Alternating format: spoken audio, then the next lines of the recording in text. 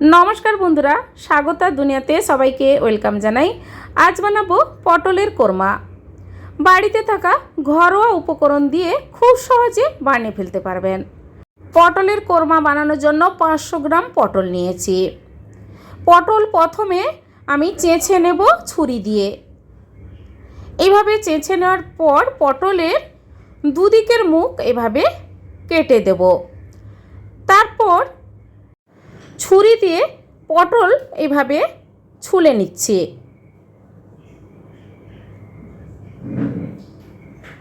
আর অল্প অল্প করে মাঝখানে এভাবে ছুলে নিলে ভালো হয় পটল ভাজা এবং রান্না।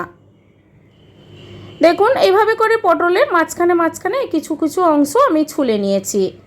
তারপর পটলের দুদিকের মুখ এইভাবে কেটে নেব, তাহলে পটলের ভেতরে মশলাগুলো ভালোভাবে ঢুকে যাবে।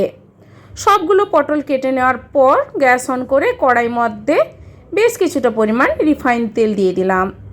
গ্যাসের ফ্লেমটা হাই টু মিডিয়াম রেখে পটলগুলো ভাজতে দিয়ে দেব। পটলের কালারটা ভালো হওয়ার জন্য দিয়ে দেব সামান্য পরিমাণ হলুদ গুঁড়ো আর দেব লবণ। লবণ আর হলুদ দেওয়ার পর পটলের সঙ্গে ভালোভাবে মিশিয়ে গ্যাসের ফ্লেম মিডিয়াম রেখে মিনিট 4 টাইম দিয়ে লাল করে ভেজে নেব। আর ভাজার সময় আপনারা খেয়াল করবেন একদম পুরোপুরি যেভাবে আমরা পটল ভাজা করি সেইভাবে করে ভাজবেন না। 60% মতো ভাজা হয়ে গেলে আপনারা কড়াই থেকে তুলে নেবেন। পটলগুলো ভাজা হয়ে গেছে, এবার আমি প্লেটে তুলে নিলাম। এইভাবে ভেজে পটল তুলে নিলে পটল রান্না করার পর পটলের টেস্টটা কিন্তু ভালো হয়।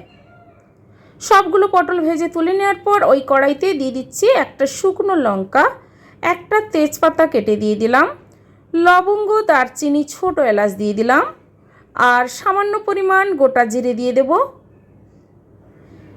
তেলের সঙ্গে এই মশলাগুলো নাড়াচাড়া করে নেওয়ার পর সুন্দর একটা গন্ধ আসতে শুরু করলেই তারপর দিয়ে দেব দুটো বড় সাইজের পেঁয়াজ চপ করে কেটে দিয়ে দিলাম। পেঁয়াজটা লাল করে ভেজে নেব মিনিট 3 টাইম দিয়ে।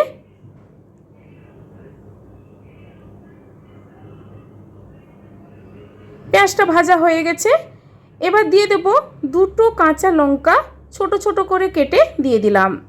পেঁয়াজের সঙ্গে কাঁচা লঙ্কাটাও 1 মিনিট টাইম দিয়ে নাড়াচাড়া করে নেব। দেব 1 টিস্পুন রসুন বাটা আর দেব 1 টিস্পুন আদা বাটা। আদা রসুনের গন্ধ যতক্ষণ না যাচ্ছে পেঁয়াজের সঙ্গে নাড়াচাড়া করে নেব।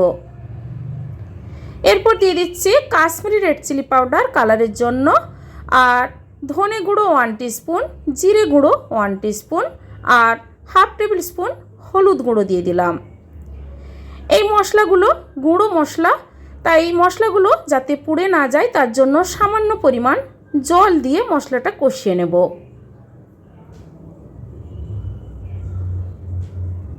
মশলাটা কষিয়ে নেওয়ার পর দুটো মাঝারি সাইজের টমেটো পেস্ট করে দিয়ে দিলাম।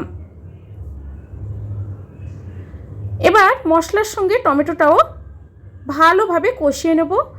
আর টমেটোর ভালোভাবে কষিয়ে না নিলে রান্নার টেস্টটা কিন্তু ভালো হয় না। টমেটোর গন্ধ যতক্ষণ না যাচ্ছে ততক্ষণ কিন্তু মশলাগুলো কষিয়ে নিতে হবে। যেহেতু আমি এখানে টমেটো দিয়েছি সামান্য পরিমাণ চিনি দিয়ে দিলাম। এবার আস্তে আস্তে করে যখন মশলা থেকে তেল বেরোতে শুরু করবে তারপর আমি দিয়ে দেব জল। জলটা আমি এখানে উষ্ণ গরম জল ব্যবহার করব, তাহলে রান্নার টেস্ট ভালো হবে। 2 বাটির মতো জল দিয়ে দেব। নাড়াচাড়া করে দিয়ে দেব পরিমাণ মতো লবণ।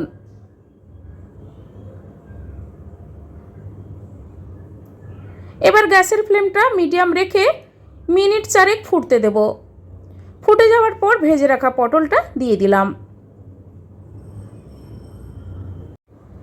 এবার নাড়াচাড়া করে ঢাকা দিয়ে মিনিট 7 ফুটতে দেব।